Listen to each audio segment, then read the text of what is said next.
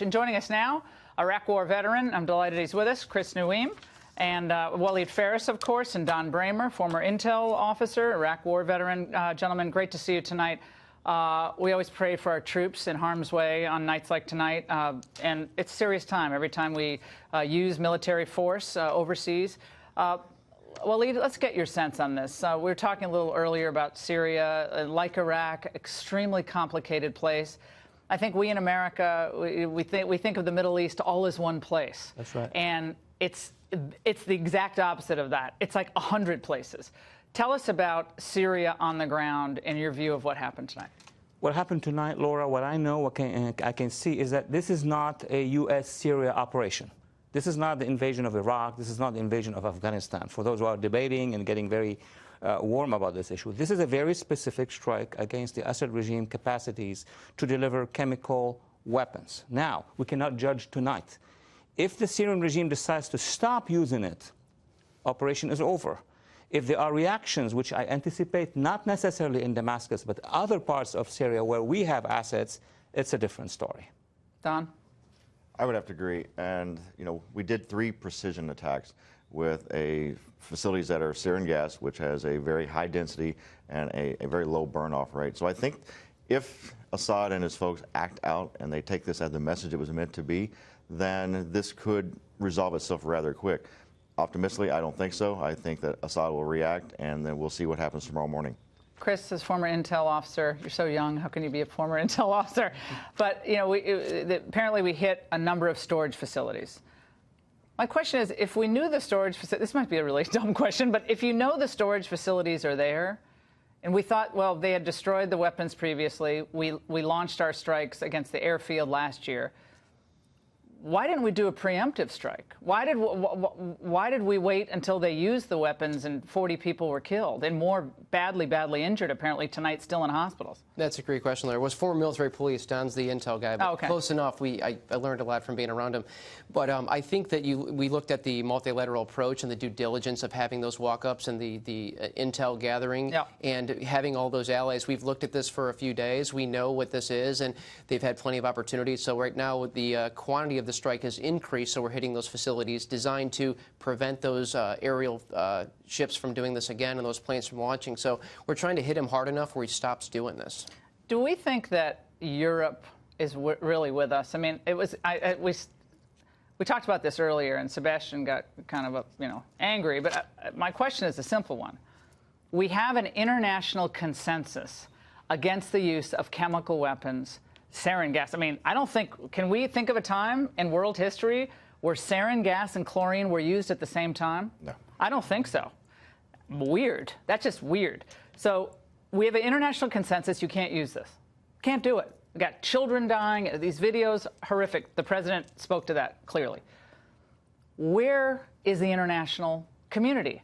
Where is the money help? Where's the military help? Why is it that the United States has to carry the load for everyone when the United States has a huge debt level? And again, Sebastian was like, are you saying that we don't have a moral duty? I'm not saying we don't have a moral duty, but we have a moral duty to, like, the next generation and the generation after that we don't hand them a country that is completely empty of financial future. So I'm concerned about that as the international consensus is clearly, supposedly developed. Walid. Laura, the consensus for tonight, we saw the United States, France, and England acting together. This is great. This is emotionally even great. But it's only for tonight. Because if you want to go further against the regime, you'll be going against Hezbollah. You'll be going against Iran. And who is pressuring us not to change our policy regarding Iran? The Europeans. So they are with us against the chemical weapons. But if we tell them we're going to put serious pressure on Iran. Which is the problem. Which is the real problem in the Middle East. Which is the real problem. They're going to say, oh, no, we can't be with you against Iran. We're going to lose the Iran deal. And this is where it becomes very complicated. Let me take us to one other area in Syria. We have 2,000 troops in the northeastern part of Syria. Those troops are now surrounded, if you want, strategically by the Iranians, by Hezbollah, by Assad. My concern is what's the follow-up? What is the status quo for these troops? Because now that we have administered one strike, I'm really eager to know if the enemy is going to strike back against our troops. That's the biggest question of the night for me. Don, Mattis just a few days ago, according to the New York Times, description of his mindset. Defense Secretary Jim Mattis is trying to slow the rush to a military strike, in part because despite what Ms. Haley, Nikki Haley, said, we have the full screen, guys, he feels he needs more evidence to corroborate that President Bashar al-Assad's regime was responsible for the deaths. Mr. Mattis is also said to be concerned that a bombing campaign could lead to a wider conflict with Mr. Assad's two main defenders, Russia and Iran.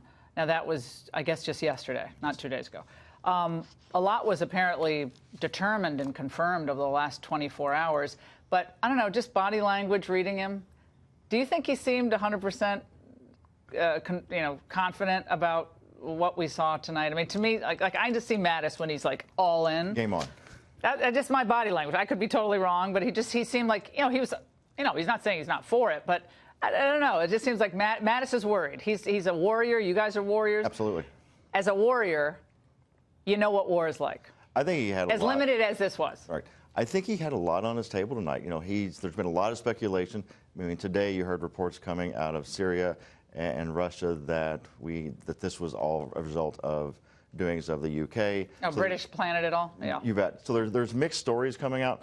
Mattis has said, we want to move this slow. We don't want to really go full head-to-head with Russia. So I think that's why we had the attacks we did tonight, where there were 3 precise hits. So we did it at a time, 3 a.m. in the morning, where we mitigated any risk of civilian casualties. Most people are away. They were, smart bombs that went in there right first. I think we did it right, but he's a general. He's been around us all of his life. Anytime that you have the situation where you're going to send troops into war, that you're going to think about it, and that's going to lay heavy on your heart. I think he doesn't want to be the guy that brings people in. All right, guys, thanks so much.